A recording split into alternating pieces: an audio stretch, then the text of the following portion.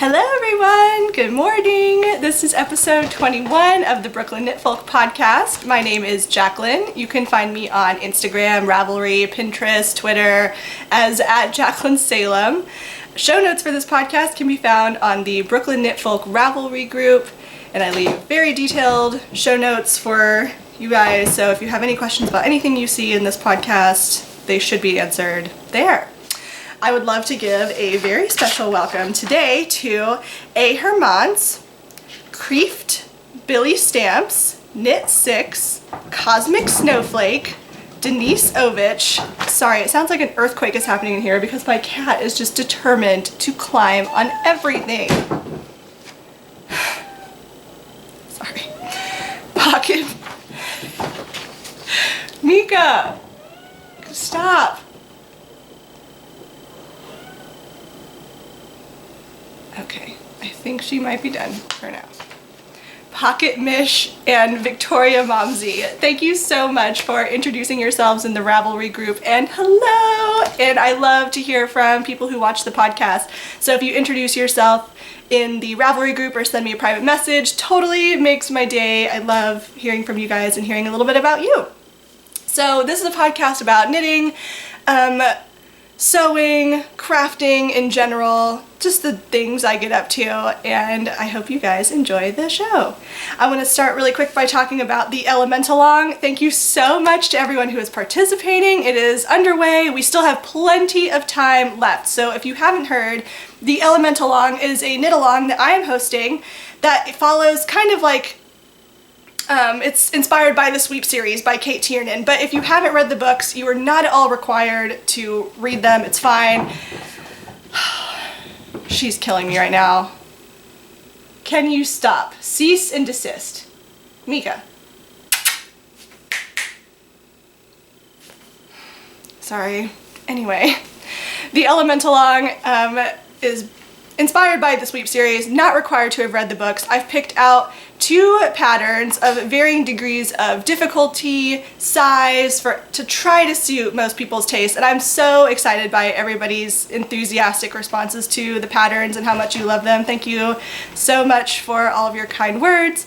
And you're only required to knit 1 of the patterns. You have until October 31st, so you have plenty of time to participate in this knit-along. This is the fiend who's trying to ruin this podcast, aren't you? Right on cue. She's really the devil's familiar probably to most people, but she's super sweet once you get to know her. All right. Anything else I want to say about the Elemental? Oh yes, please hashtag your anything you post on Instagram with hashtag Elementalong.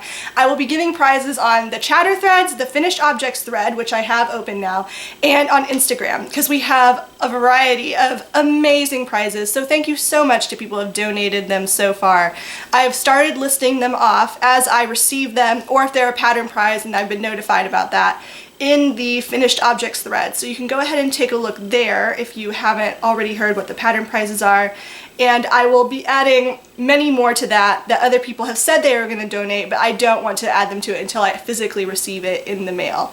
So I also wanted to give a quick shout out and thank you to Ethan Brandt, who has kindly donated copies of his Rosebuds and Pearls pattern. It's a really pretty sock pattern, and I'll insert a picture of it here, and he's donated some copies of that. So thank you so much. I will mention each additional prize that I receive that you guys haven't already heard about, and then we'll go from there. So yes, October 31st is when the knit along ends. I will be making the Woodland Tales mittens by Mandarines, and yeah. So I anticipate this will kind of be a bit of a shorter episode. I've not had a whole lot of knitting time this week just because I've been so busy helping my parents move. As you may or may not know, my sister recently had a baby and she lives in Knoxville, Tennessee, but my parents live in Middle Tennessee.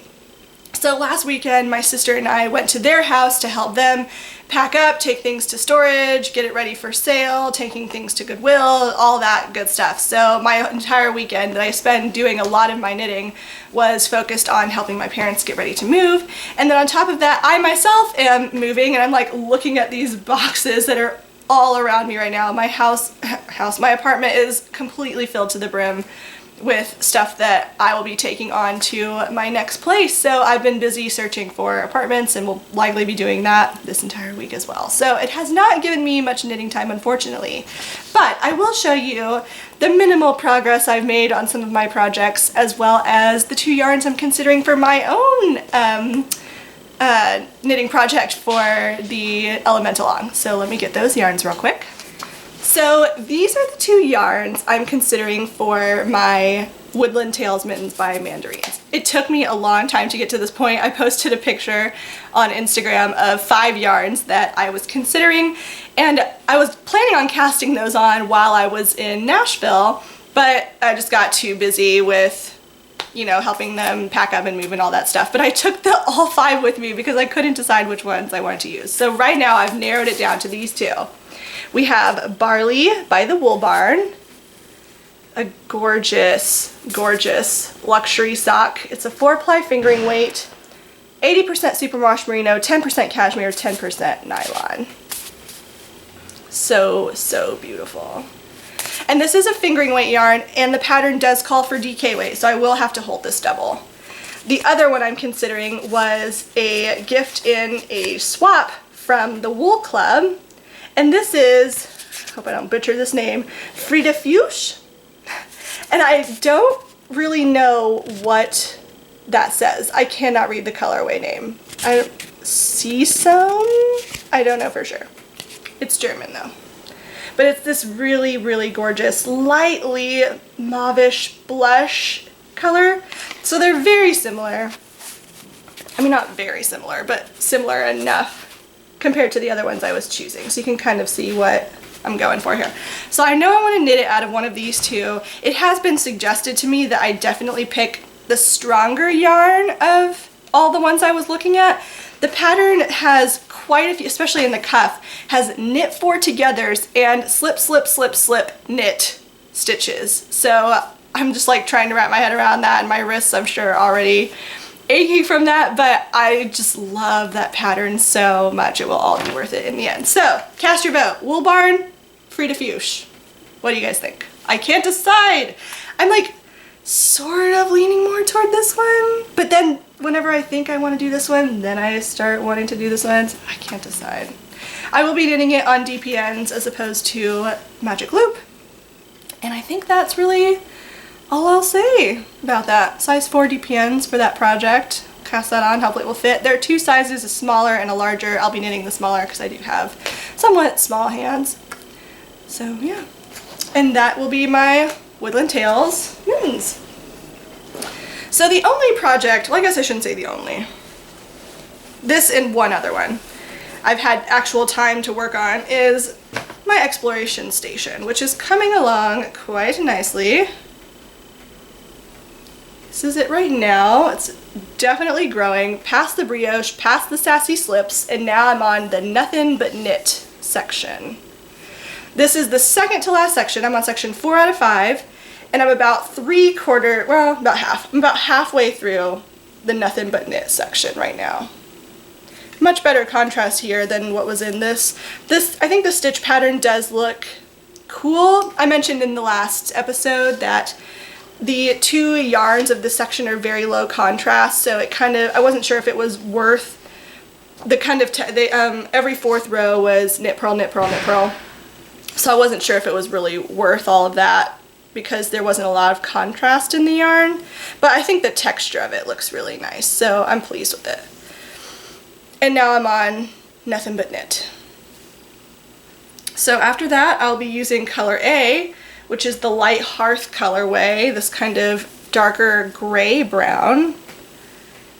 And that will be the last section. I can't wait to block this and see how beautiful it looks once it's blocked.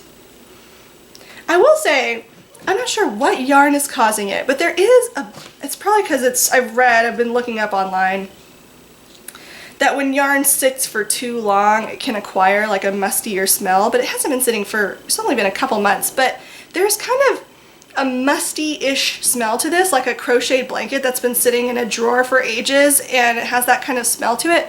I'm hoping that blocking will fix this, but if you have any tips or tricks on how to wash this or let this air out for kind of mustier smells, please get in touch and let me know. I'd be happy to hear about that. And yeah, so that's Exploration Station. This is the one I've had the most time to work on. Really, this is the only project that I worked on, aside from one other, which I cast on last night. So that's Exploration Station. The rows are getting real long now. Ta-da. And that's living in my Engelbrett Makes hedgehog bag. And I put my little No Regrets pin from Colette. The cats, again, I'm sorry. They're all over the place today. Popped on my No Regrets pin from Colette, which I just think is super cute. Little bag jewelry. Alright, and the next work in progress, and the last one I'm going to show you today, is a pair of socks I cast on. Actually, there's one more else. Two more. So the Gladys socks, I showed these on the last episode. They've had zero progress because I've decided I really do not like the fabric that this is creating. The Patons Croy on 2.25 millimeter, which is a US 1, is just, it's too dense. It's really thick. It's not going to be comfortable to wear. There's some stretch to it, but not as much stretch as I would like. So I decided I was going to order a new needle, go up a half needle size to a 2.5 millimeter, which is a US 1.5, and switch to that. So I ordered that last week and then got it in the mail, and it's like, oh, they sent me the wrong one. And then I checked my order on Amazon, and it turns out that I ordered the wrong one. I ordered a US 0 somehow, so I have to send that back, and now I've already ordered another one that's on its way to me, which will hopefully be here either today or tomorrow. So until then, this is just kind of sitting until I can get the 1.5. I'll probably just switch right onto it. I'm not going to bother ripping this out. I don't think that that's a craft issue like I was mentioning last time, or maybe it is. Maybe I should rip it out. I don't know. I'm just gonna knit a few rows on it and see how I like the gauge and the fabric with the US 1.5 and kind of go from there. I may end up ripping out this portion here that I've done. But this is the Gladys sock pattern. The top here is a Plucky Knitter in Flying Atlas. This is Patons Croy in the Flax colorway. I love these colors together. It's just the Patons Croy is really, really thick sock yarn and requires a larger needle, I think, to get fabric that I'm going to like. This has 56 stitches cast on, which is my usual cast on amount. Alright, now I'll show you the final project I'm going to show you today, and that is a new cast on. So this is it. It's another pair of socks. I just couldn't wait to be knitting some socks. I like to have a sock whip on the go, and this is way too big to tote around in my purse, so I needed a smaller project to be able to take something more portable with me. This is the Reptile House colorway by Cat's Kettle. It is so fun to knit this. I know I go on and on about her yarns, and I loved her Petite Forest colorway. It's so fun. This is no exception. It's like knitting a safari. This is some speckled goodness, y'all. So cool. There's like browns and navies and brighter blues and creams and greens and flecks of orange. It's just such a beautiful colorway, and every stitch is just something new and fun. I'm doing a plain vanilla sock for this because I think any kind of patterning is going to get lost with this yarn, and it is so fun even just knitting a plain vanilla sock in this yarn because of the speckles and how numerous and thick they are. The yarn is so soft, you guys. It's so soft. If you haven't tried Cat's Kettle yarns, I highly, highly, highly recommend it. I cast on 60 stitches for this one. Normally I cast on 56, but these are going to be for a gift, and did 20 rows of 2x2 ribbing. I just can't get out. Sorry, I'm like staring at the screen that I can see here because I can't get over the colors in this colorway. Again, it's Reptile House. So, so pretty. And yeah, just a plain vanilla sock. So that's it so far. So I cast this on last night. Tonight I'm going to start the concurrent sock, which is how I knit my socks, on 9mm needles, 2.25mm, 9-inch circulars on a 2.25 US 1 needle. And I knit them concurrently to avoid second sock syndrome because that's the kind of person I am, and I will combat these things as they come. So, got my cakes. And that's ready to go. I'll be using this plucky knitter for heels and toes. I'll show you them together. Super fun. This is in the colorway Ogre. It's this gorgeous chartreuse. Chartreuse is my favorite color. I don't really use it that much though. I don't get to use it because it's very out there, I guess, but so pretty together. So yay! And those are the whips. So now we'll move on into Spoolish Games, which is the sewing section of the podcast. And boy, do I have some acquisitions for that. If you didn't know, it was my birthday last week on September 8th. Thank you so much for anybody who wished me a happy birthday, sent kind messages, sent me patterns. I'm just so grateful for your friendship, and I was really touched by all the kind things that you guys said. But my birthday last week, my mom and sister got me some amazing Christmas presents, and then on top of that, I drove back from Nashville to New York to get the rest of my things that were in my parents' house out of their house, and a lot of that was sewing stuff, including something I can't show you because it's just boxed up over there until I move, but a Bernina sewing machine that I inherited from my grandmother who can't sew anymore. I'm so excited to have it. I cannot wait to use it. I do plan on keeping my current sewing machine just because it is so much more lightweight compared to the Bernina, and I have some ideas for upcoming videos that will require me to have a portable sewing machine that I can take with me places in cabs. Not that I'm gonna be like walking down the, you know, sidewalk carrying sewing machines, but I'm gonna keep that lighter sewing machine because I can carry that and take that places more easily. This Bernina is super, super heavy, so that's not gonna happen. Sorry, I keep looking over there because it's in that box over there. But I will show you the stuff that I can more easily show you that's not in boxes, and one of them is this adorable spool holder for, I keep calling this yarn, thread. My grandpa made this for my grandmother to store threads. Sorry, I keep wanting to call this yarn. Storing threads. These little yarn spools. Isn't this so cool? Yeah, so I couldn't easily take this back with me, you know, on a plane or anything in previous trips, so I finally was able to take this back with me now that I could drive it up. So that's a first acquisition.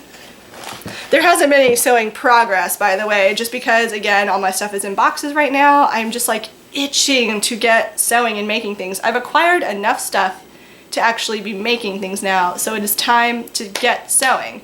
But I can't do that until I move into my new place, unfortunately. And some other acquisitions. First one is a pattern. These really reminded me of the Ultimate Trousers pattern. It is McCall's M6 901. The Sew Over It Ultimate Trousers. They look a lot like that, so I thought I'd give this pattern a go. My sister got this for me as a birthday present, but I have a Pinterest board called Patterns I Want. Really clever name, I know. For patterns that I'm interested in buying that I've seen mostly on the Big Four websites. And if you don't know what the Big Four is, Big Four are the Big Four pattern producers: McCall's, Butterick, Simplicity, forgetting one. I'm sure it will come to me at some point. Whatever, I'll put it on the screen. But those are the Big Four pattern makers. So a lot of the patterns I have on my Patterns I Want Pinterest board were what my sister pulled from to know what birthday presents to get for me. So that's the first one.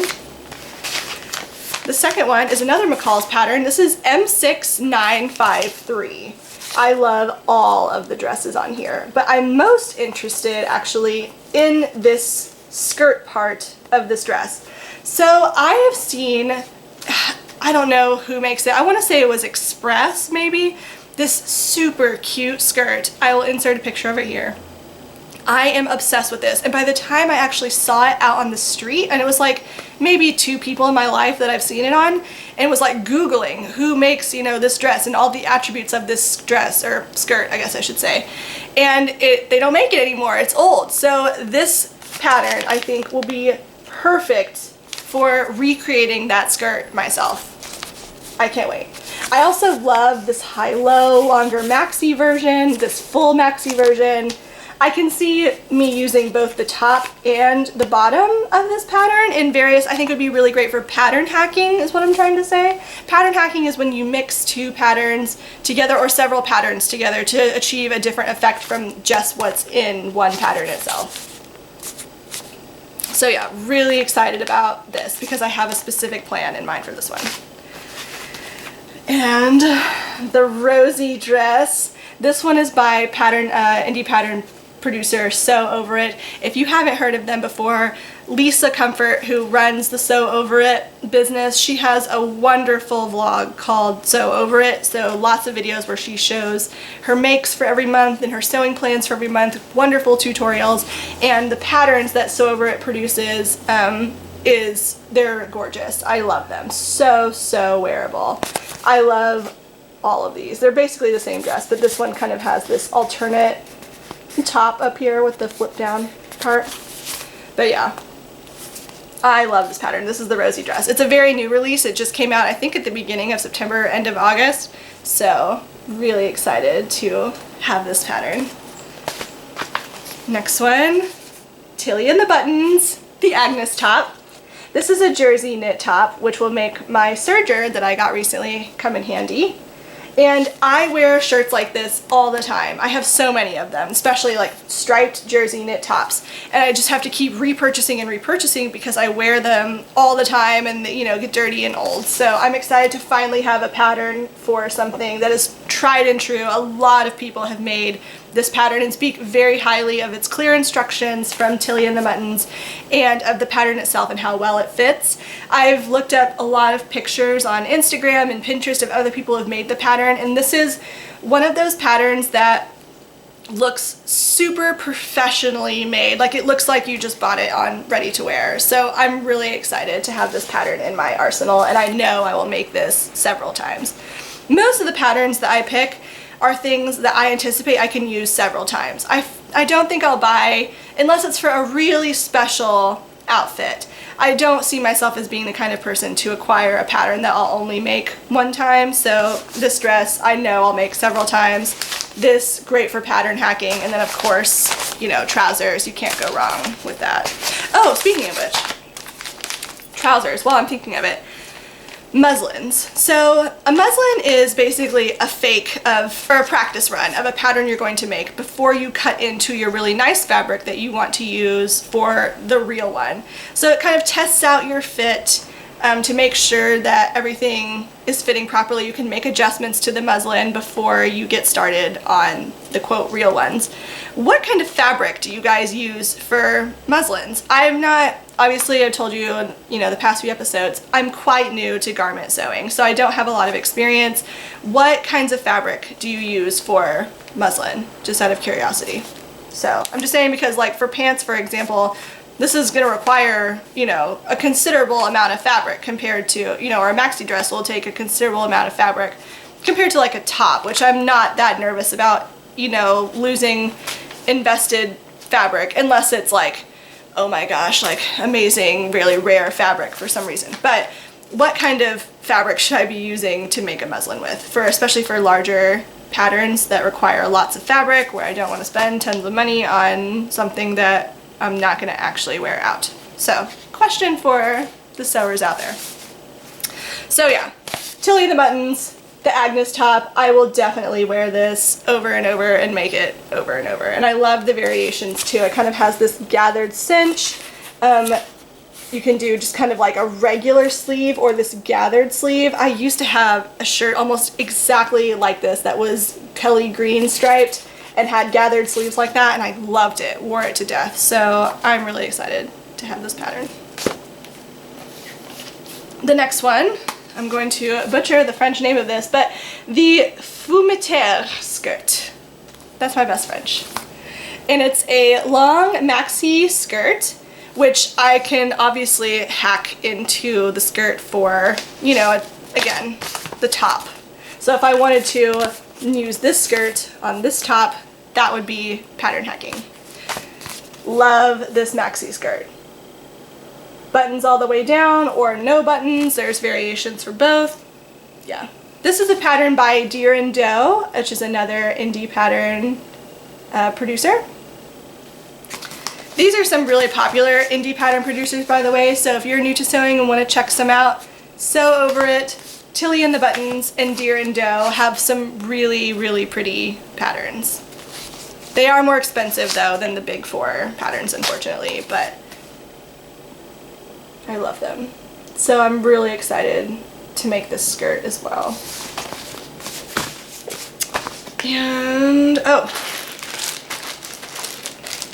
I should show you this now that I have it finally. I posted a picture on Instagram, but just in case you didn't see it there, I did finally get my bra kit in the mail. So I ordered my bra kit from the Tailor Made shop. Again, haven't been able to sew it because everything is in storage, but I got a black lace version. Isn't this beautiful? It has like kind of a lilac thread detail in it. This is the stretch lace.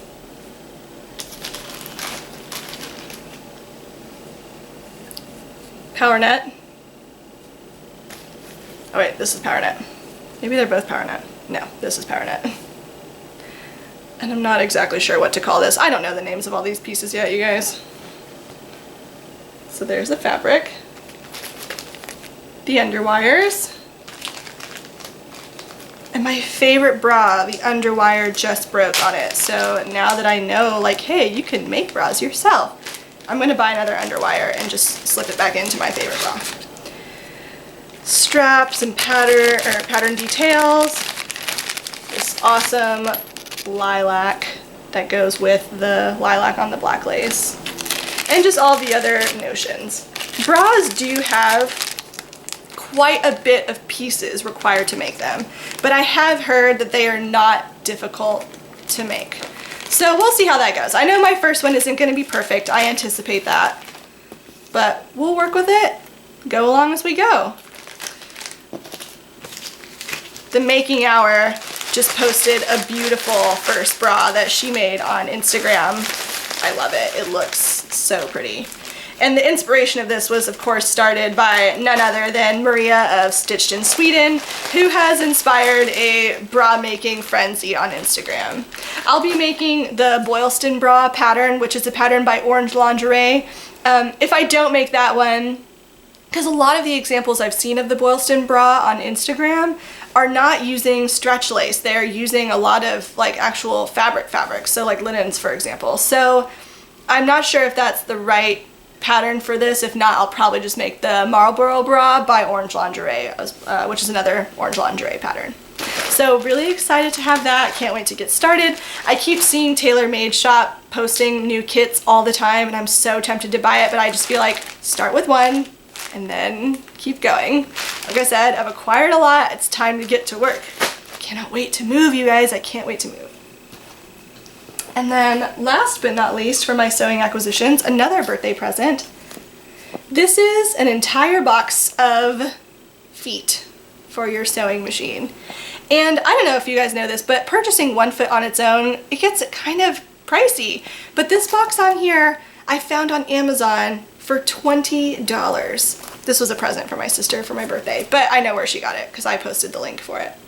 So if you're looking for a box of feet, I will leave links in the show notes for you to find it. They just have a lot of, a 1/4 inch quilting foot, straight stitch foot, invisible zipper foot, pin tuck foot, quilting foot, cording foot, zigzag foot, you name it. It's got all of these really different feet to help make your life easier when doing different things on your sewing machine.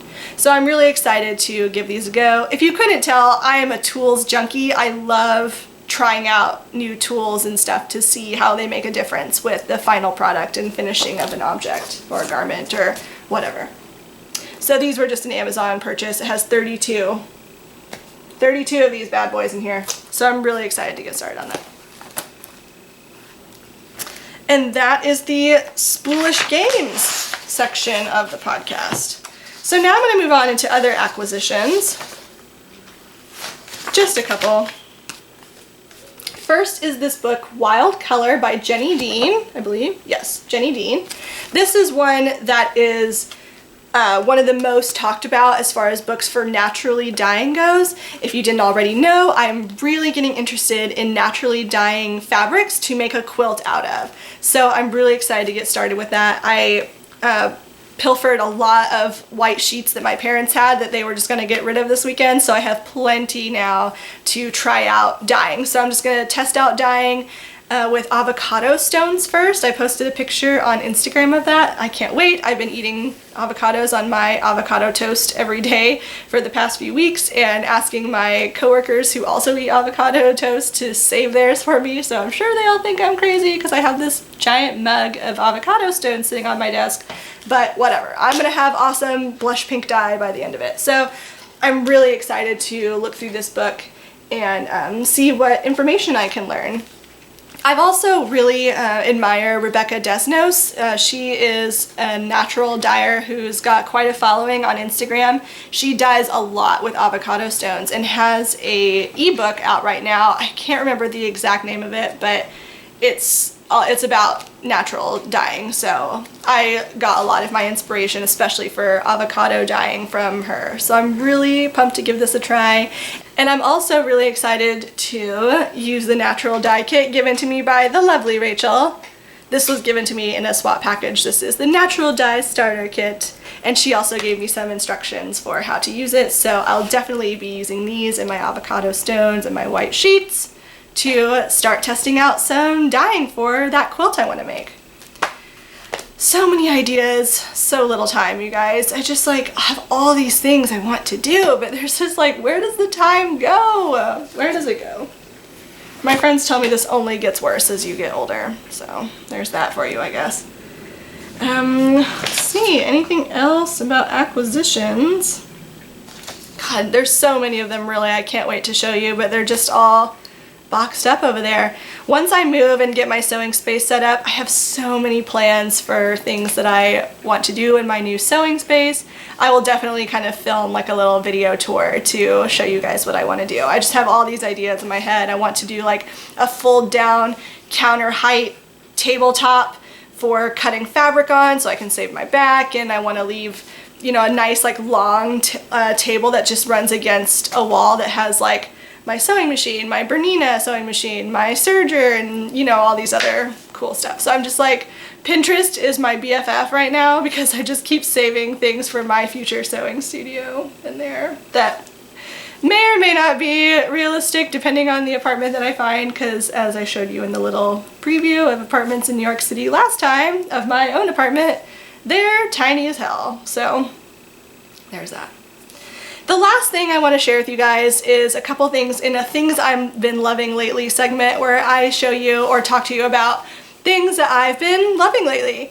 So the first I want to talk to you about is a documentary miniseries, and it's a Decades miniseries produced by Tom Hanks and, what's his name? Gary Goatsman.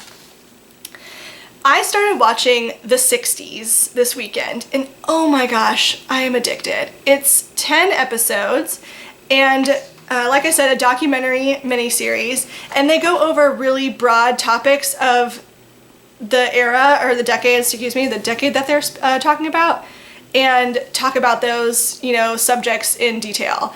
And I wouldn't really call myself a history nerd or a history buff by any means, but I'm just fascinated with these decades documentary miniseries. There's already the 70s that's on Netflix as well. The 80s was released last March, but it's not on Netflix yet, and they have been greenlit for the 90s to produce that next year. So it's been really popular, aired by CNN. I'll just give you a little example because I wrote down some of them. Some of the episode topics for the 60s that I'm currently on. I think I'm on episode 7 out of 10. But topics such as television coming of age, the assassination of JFK, the Vietnam War, civil rights movement, invasion of British rock bands like the Beatles, the space race, etc. So it's really, really interesting. If you're, you know, looking for something new to watch on Netflix, I would highly recommend any of those decades that are, you know, on Netflix, at least right now. Again, it's just the 60s and 70s that are on Netflix.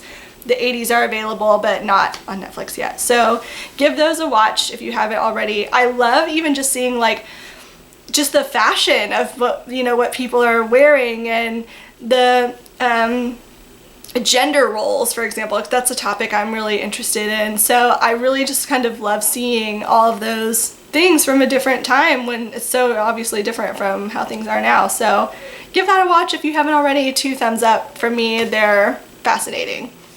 And then the other thing I wanted to briefly mention, I'm slowly but surely getting back into fitness. I used to be someone who works out a lot, and as I've been in New York and just been busy, it just hasn't been a priority for me lately, but I really want to reinvigorate my commitment to fitness. So if you guys are interested, no pressure at all. I have made a separate Instagram account, a Fitstagram, if you will, for just like fitness posts, like fitness pictures. So it will be things like healthy recipes, workout selfies if you're into that, inspirational stuff, which probably sounds lame to a lot of you, and maybe it is, but a lot of my friends are doing it with me, so we kind of just have the solidarity in that. So if you're interested in joining, or not joining, but following me there, that will be at Salem Fit Trials.